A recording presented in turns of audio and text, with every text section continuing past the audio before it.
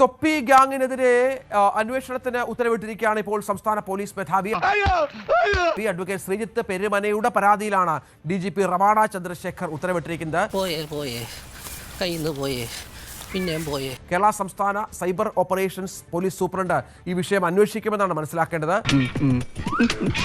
POCSO case, narcotic MDMA ഉപയോഗം, മാനസിക ശാരീരിക പീഡനങ്ങൾ, അശ്ലീല പ്രചരണം, സൈബർ കുറ്റകൃത്യങ്ങൾ, അങ്ങനെ ഒരു പിടി ആരോപണങ്ങൾ നേരിടുന്ന ഒരാൾ കൂടിയാണ് തൊപ്പി.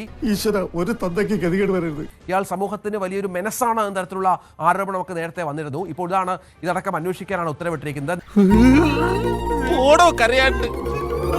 കഴിഞ്ഞ കുറച്ച് ദിവസമായി തന്നെ സമൂഹ മാധ്യമങ്ങളിലൂടെ വലിയ ഒരു പോര് തന്നെ നടക്കുകയാണ്. എന്തൊക്കെയാണ് ഇവിടെ കാണിച്ചത്?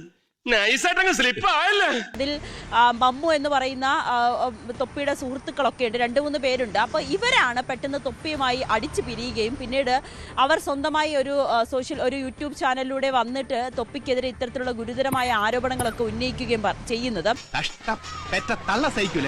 അതിൽ പറയുന്നത് പ്രകാരം തൊപ്പി വീട്ടിൽ ലഹരി ഉപയോഗിക്കും, തങ്ങളുടെ വീട്ടിലൊക്കെ തൊപ്പി ലഹരി കടത്താറുണ്ട്,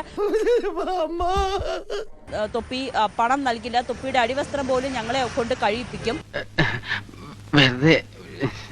മുഖത്തൊക്കെ തൊപ്പി അടിക്കും. ഒപ്പം സ്ത്രീകൾക്ക് പല സ്ത്രീകളെയും ആവശ്യപ്പെട്ടതിന് ശേഷം അവർക്ക് പണം കൊടുത്ത് ഒതുക്കുന്ന രീതിയിലേക്കൊക്കെ. അതൊക്കെ ഗോപാലകൃഷ്ണൻ ഒരു നമ്പറല്ലേ? അതും പ്രായപൂർത്തിയാകാത്ത പെൺകുട്ടികളെ ഒക്കെ തൊപ്പി ഇത്തരത്തിൽ ഉപയോഗിക്കുന്നു എന്ന്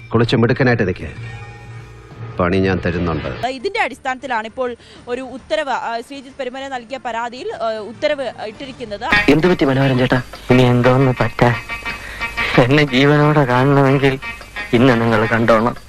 നാളത്തെ കാര്യം സംശയമാണ്.